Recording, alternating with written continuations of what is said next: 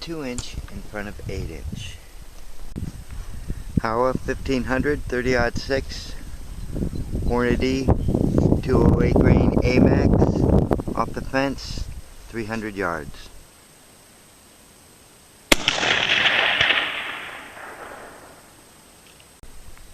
It looks like I hit it, but I'm going to have to find it because I don't see it anywhere. I bet you I hit it right in that hole. So I'm going to have to look at the shot on my computer and then figure out if I can find that.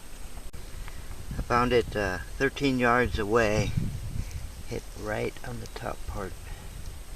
Right there. But that's exactly what I expected if the scope and load was proper.